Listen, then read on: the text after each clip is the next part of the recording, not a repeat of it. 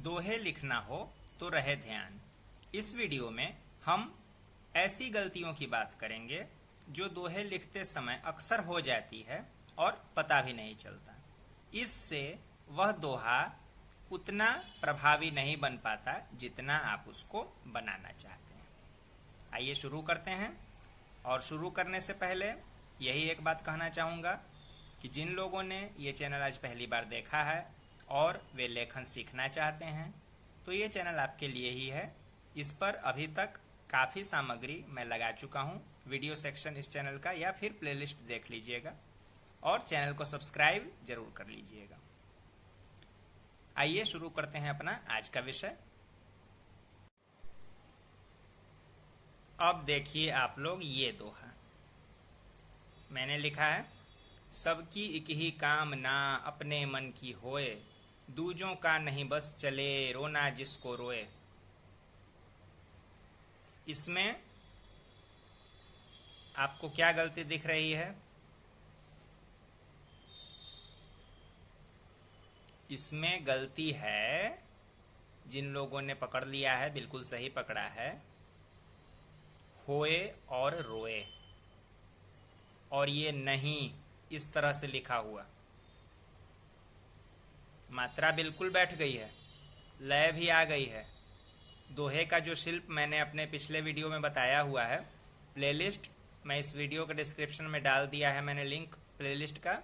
उस पर आप क्लिक करेंगे तो दोहे से संबंधित अब तक मेरे जितने वीडियो इस चैनल पर आए हैं सब आपको उस लिंक पर मिल जाएंगे। डिस्क्रिप्शन देख लीजिएगा। इसमें इसलिए मात्रा वाले शिल्प की बात ना करके हम भाव और लिखने के तरीके पर बात कर रहे हैं। इसमें जो होए और रोए है और ये नहीं है, ये आंचलिक प्रकार हैं। कौन से प्रकार हैं? आंचलिक। आंचलिक भाषा का अगर दोहा होता तो ये होए रोए और ये नहीं इस तरह से लिखा हुआ बिल्कुल सही हो जाता। लेकिन ये जो दोहा आपके सामने है ये आधा हिंदी है आधा आंचलिक हो गया है। सबकी एक ही कामना अपने मन की, यहाँ तक तो बिल्कुल हिंदी गया, अंत में यहाँ ये होए आ गया। उसी तरह से दूजों का यहाँ तक हिंदी है, ये नहीं बीच में एक आंचलिक आया, बस चले ये फिर हिंदी हो गया। रोना जिसको ये हिंदी है और फिर यहाँ पर दोहे को पूरा होते होते यहाँ रोए आ गया। तो ये सिर्फ तुक मिलाने के लिए और दोहे में मात्रा मिलाने के लिए अगर आप आंचलिक भाषा का प्रयोग करते हैं तो ऐसा प्रयोग बिल्कुल गलत होता है। दोहे में कोई गलती नहीं आएगी, मात्रा तो आपने मिला ही ली, लय आपने ले ही आई, लेकिन अगर इस तरह का प्रयोग होगा पढ़ने वाले के मन पर उतना अच्छा प्रभाव नहीं पड़ेगा। फेसबुक पर तो खैर ऐसे दोहे की भंडार पड़ा हुआ है, लेकिन आपको ऐसे नहीं लिखना है। इस बात का हमेशा ध्यान रहे। अब ये दोहा देखिए, नयन आपके खुशनुमा मुझको बहुत पसंद, ज्यों प्यासे को नीर से आता है आनंद। इसमें क्या गलती है? आप कहेंगे कि इसमें तो आंचलिक भाषा भी नहीं आई है, अब इसमें क्या गड़बड़ हो गई? गड़बड़ कुछ नहीं है। देखिए, लिखते समय छोटी छोटी बातों को ध्यान में रखने से आपका लेखन प्रभावी होता है। ये सब ऐसी चीज़ें हैं जिस पर हम जितनी चर्चा करेंगे, क्योंकि कोई चीज़ सीखने का मतलब होता है उस पर चर्चा करना। जैसे ग्रुप डिस्कशन होता है छात्रों में, उस ग्रुप डिस्कशन से वो सब बातें क्लियर हो जाती है जो क्लास में नहीं हो पाती। तो यहाँ इस चैनल को बनाने का उद्देश्य मेरा यही है, एक चर्चा परिचर्चा छोटी छोटी बातों पर किताबी कठिन भाषा से अलग हट के होती रहे, इसीलिए मैं ऐसी चीज़ें शेयर करता हूँ।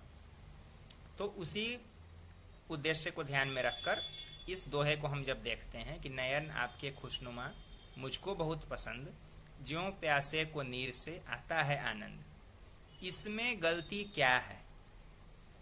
गलती तो कुछ नहीं है, मात्रा भी बिल्कुल सही से बैठी है, आंचलिक भाषा भी कहीं नहीं। हाँ, ध्यान देने की इसमें बात ये है, थोड़ा ये खिचड़ी हो गया। खिचड़ी क्या हो गया कि नयन विशुद्ध हिंदी, खुशनुमा उर्दू।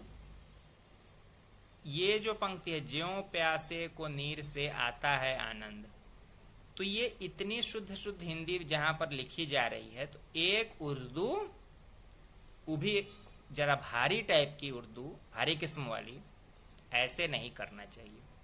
इसी तरह से अगर आप उर्दू में लिख रहे हैं, तो उर्दू कहने का मतलब वो उर्दू लिपि में नहीं, उर्दू वाली, मतलब अगर आपका दोहा ऐसा है, क्योंकि दोहा तो जो लिखते हैं लोग किसी भी भाषा में लिख सकते हैं, विशुद्ध हिंदी में, जो संस्कृत निष्ठ हिंदी है उसमें भी लिख सकते हैं, बोलचाल वाली कॉमन भाषा में भी लिख सकते हैं, तो ऐसा कोई रोक नहीं है।